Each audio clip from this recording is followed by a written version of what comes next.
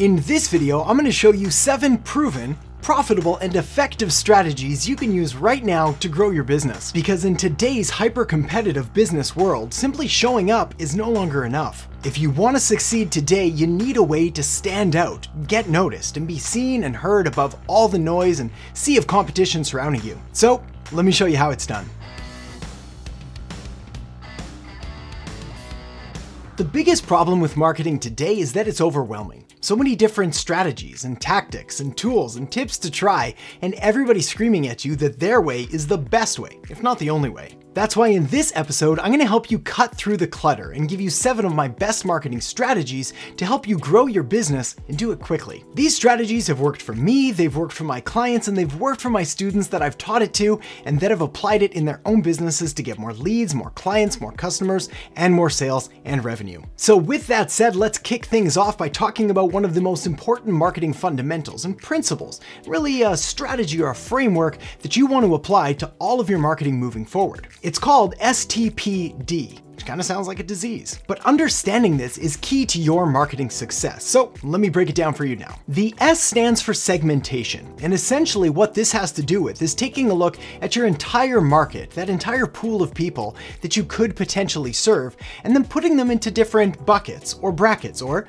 segments. Essentially, when it comes to the different segments of the market that you can serve, well, they're going to have different needs and wants and attitudes and beliefs. So it only makes sense to kind of go after those segments that are going to be the most valuable to you and that are going to stand to gain the most from your service and from your offer. Now, the most common way to segment your market is something called demographic segmentation. This is where you simply put people that are in the same age group or the same gender or have the same title or occupation, and you call them their own little segment. But of course, you can also do geographic segmentation based on where someone lives, what city or state or province or country. There's also behavioral segmentation, like what stage of the buying journey they're at, or how familiar they are with your product, with your service, whatever it is that you're selling, and what kind of behaviors they have when it comes to purchasing that type of thing. And there's psychographic segmentation, which is all about understanding your markets and your segments' values or attitudes or lifestyles or beliefs. Essentially, when it comes to your business and the kind of people that you can serve, well, it's almost unlimited, which means you've got to be selective because you can't serve everybody. It only makes sense to choose the most appropriate segment for you, which leads me to the next point, which is T, and that's all about targeting. If segmentation is all about taking your market and carving it up into little segments, then targeting is all about going after a specific segment, one at a time. Targeting answers the question, who do you serve? So you want to make sure that you're really sort of comparing and contrasting your different segments against each other. Kind of a cage fight, right? To really figure out who's going to be the best for you. What kind of people do you want to serve? Who do you want to work with? And who do you not want to work with? Well, once you've got that done, it's time to move on to the P, which is all about positioning. Essentially, what positioning does is reframe or recategorize or reposition your brand, your business, and essentially what you're offering against other competitors or other options that your clients, that your customers could choose from. Positioning is actually kind of a hard concept to grasp because it's not really tangible.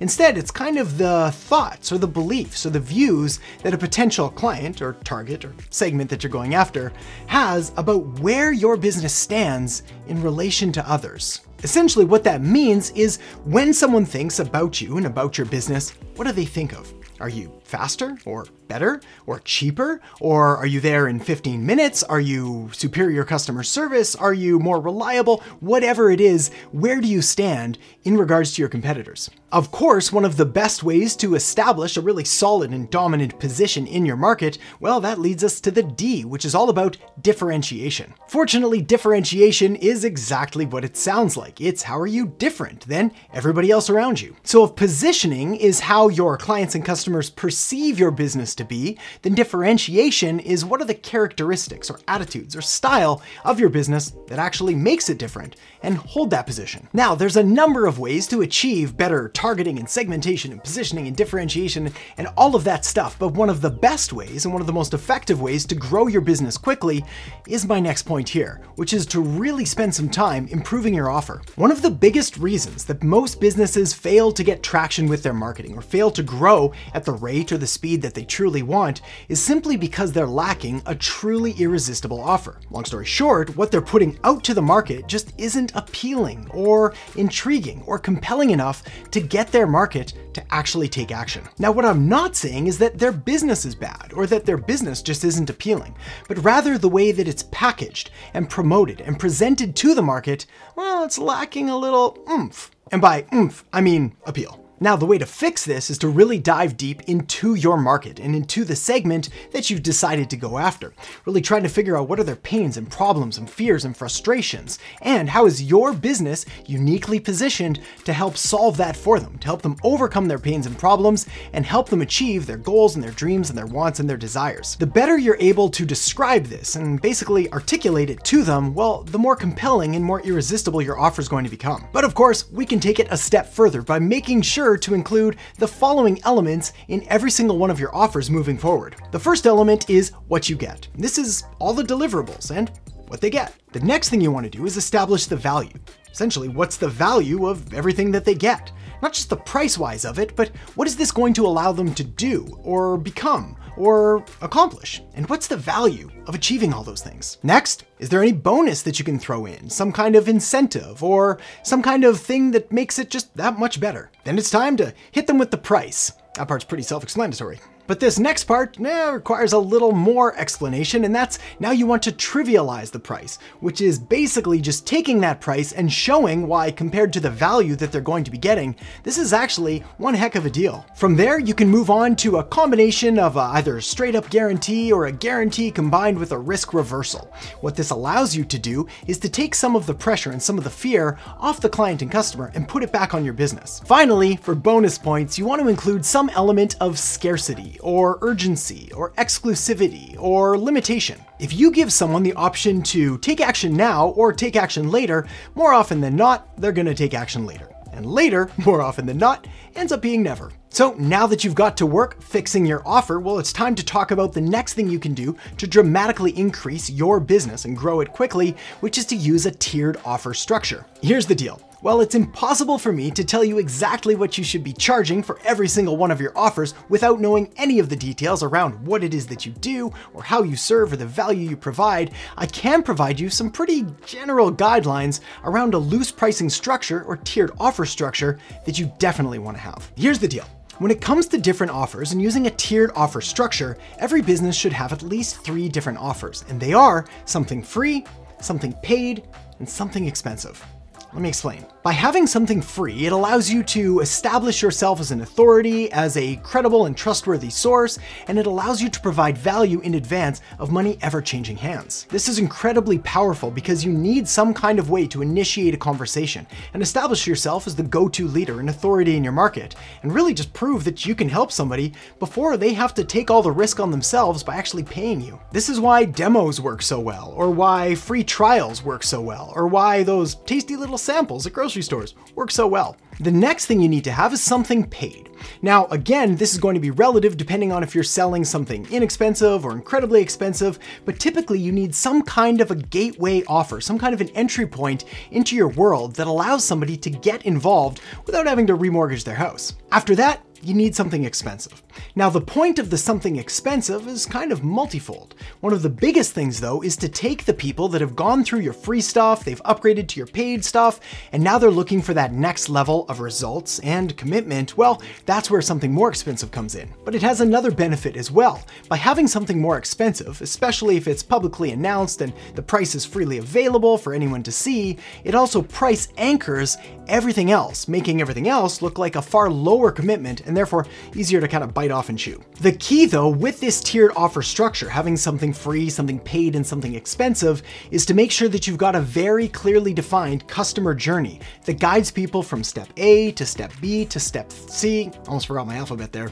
And essentially every step in between. Otherwise, you're gonna just be offering free stuff that goes nowhere, or something paid that may not make all the money or provide all the value that it could by providing some kind of additional or complementary service on the back end. Of course, this journey in marketing is known as a marketing funnel, and that leads me to the next way to grow your business, which is to fix your funnel. Like I've just discussed, a marketing funnel is basically just a customer journey or a path that someone walks on from A to B to C and everywhere from there that takes them from having having no idea who you are, all the way through to becoming a lifelong and loyal brand ambassador, a client or a customer that loves you, loves what you do, and wants to tell everyone they know about just how great you are. Well, my friend, that kind of thing doesn't happen by chance. Rather, a strategic marketing funnel is structured and strictly designed and takes into consideration all of the steps and touch points and milestones that a client or a customer is going to need to have to progress from having no idea who you are to becoming that loyal client. Now, of course, in order to fix your funnel, you first need to have a funnel. Fortunately, whether you know you do or not, you do have a funnel if you've ever sold anything to anyone.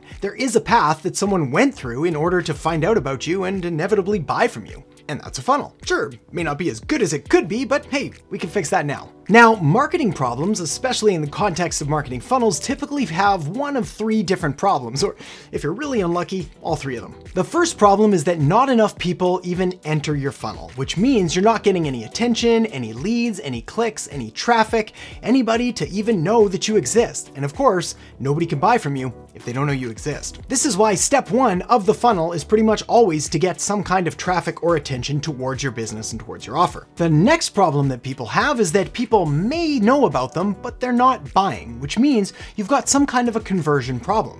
Long story short, people are finding out about you, but they're not buying, which kind of brings us full circle back to what we first talked about with offers. Again, if you're getting someone's attention and they're not buying, it's typically because the offer that you're putting in front of them isn't relatable or relevant or valuable or irresistible enough for them to actually take action.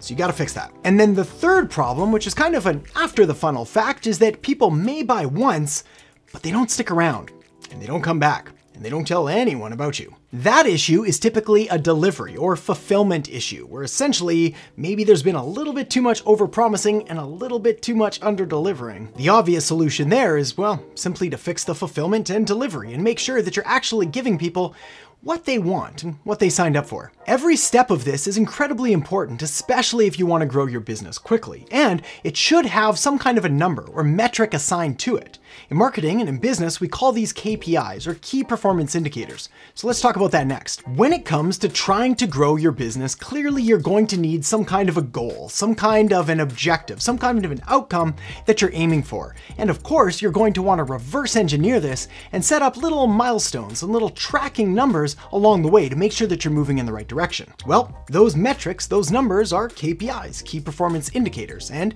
well, they indicate key performance. Some of this marketing stuff's pretty obvious, hey? For example, let's say that you've set a goal that you want to increase your revenue by X amount of dollars. Well, then what you could do is you could start reverse engineering that and figuring out, well, how many clients or customers do you need to hit that number? And then if that's the number of clients you need, well, how many touch points or messages or marketing materials do you need to put out in order to acquire that? And if that's the case, well, how many people do you need to get in front of for them to convert? And so on it goes. The important thing here is to understand, well, the importance of having metrics and having KPIs that you're tracking and measuring and following. Marketing should be accountable and it should be profitable, meaning you should be able to put in $1 and get out $2 or $5 or $10 or more. Of all the numbers though, and of all the KPIs you want to pay attention to, perhaps there is no more important numbers to know, especially if you want to grow your business quickly, than your CAC and LCV. So let me unpack those now. In marketing, your CAC is your customer acquisition cost, which is how much it costs you to acquire a customer. For example, if you spend $500 on content marketing and that brings you one new customer, well, your cost of acquisition through that channel was $500. If on the other hand, you decided to run Facebook ads and spent $100 and acquired a customer for $100, well then your cost of acquisition there was $100. Makes sense, right? This is important to understand because different channels and different strategies are going to have different costs of acquisition. Some of them are going to be better aligned and provide better results than others. And there is no one-size-fits-all marketing strategy, which means while your business may benefit from a strictly organic social media strategy, another may benefit from a more heavy on the paid ad side, and another may benefit from some weird hybrid combination of them all with some direct mail and some SMS and some email, maybe a few videos. Again, this is the importance of going through all of the previous steps that I've shared with you, including the STPD and understanding your offers and understanding your funnel and mapping everything out accordingly. Anyway, that's your CAC. Next up is your LCV, which is your lifetime customer value. And this is what's the value of a customer to your business over their lifetime. See, some of these things are pretty straightforward. This number is incredibly important to understand because it's going to allow you to measure your cost per acquisition against your lifetime customer value. Meaning, if a customer is worth, say, $1,000 to your business, well then, it sounds like a pretty good deal to spend $500 on content and get a new client, and $100 on Facebook ads and get a new client, because you're still going to be delivering a significant return on investment. Now, one of the most common mistakes I see both new and seasoned business owners make when it comes to lifetime customer value is grossly underestimating just how valuable a client or customer truly is to their business. You see, when it comes to really assigning a number to it, well, first of all, most people don't do it. So if you haven't, well, now's a pretty good time. But even if you have, I want you to try to think about, well, just how valuable is this client and customer in a year, and in 5 years, and in 10 years? And maybe even more important, how valuable could they be if you really refined your marketing funnel and you had a better tiered offer structure and you had better upsells or downsells or cross-sells, and maybe even a better referral or retention program? You can see these numbers start to increase dramatically. All right, moving on to the next tip, which is all about marketing alignment. Marketing alignment is essentially what the foundation of all of your marketing is going to be built on, and it comes down to a few simple things: your market, your message, your media, and your rarely talked about moment. To put this in more basic terms, it's all about doing the right things in the right place for the right people at the right time. So let me break that down. The right people are your ideal target market, those perfect fit clients and customers that are perfect for you and that you want to serve and that love you right back. And this is all about, unsurprisingly, segmentation and targeting, finding the right people and making sure that you're crafting things specifically for them. And those right things, well, that's all about your message. What are their pains and problems and frustrations and all the things they're trying to get away from? And what are their dreams and goals and desires and all the things they're trying to move towards?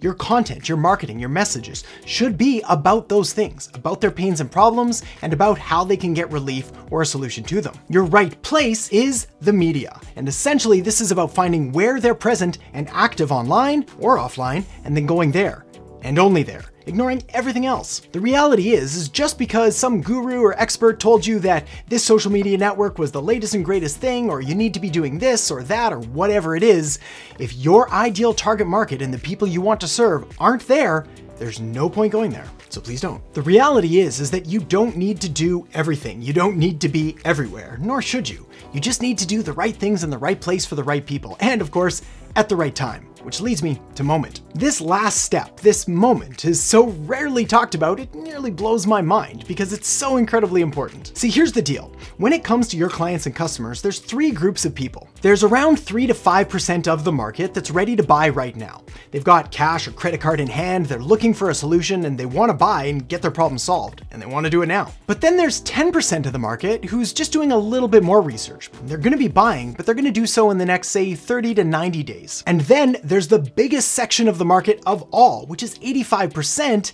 and they're going to be buying in the next 4 months to 18 months. And typically, this largest section of the market is either completely ignored or neglected. And that is crazy, because it's the largest section of the market. So yes, of course, you need to capitalize on that 3 to 5% who are ready to buy right now, so your business can stay in business. You can have cash flow. But just think of all the money that you're missing out on by not really accommodating for the 10% who are going to be buying in the next 30 to 90 days and 85% who are going to be buying potentially in the next 4 to 18 months, by not having a sufficient follow-up message and touch points sort of scheduled and arranged that allows you to stay top of mind, so when they're ready to buy, it's you they buy from. Now I covered a lot here in a very short period of time, so the main point that I want to draw your attention back to is all about segmentation, targeting, and positioning. And this is why I've linked up a video right here on exactly that goes into even more detail. So make sure to check that out now, and I'll see you in the next episode. Way too often neglected, very important. Who do you most want to serve? What is the group of people that you're going to have the most fun serving, that's going to provide the most value? So you can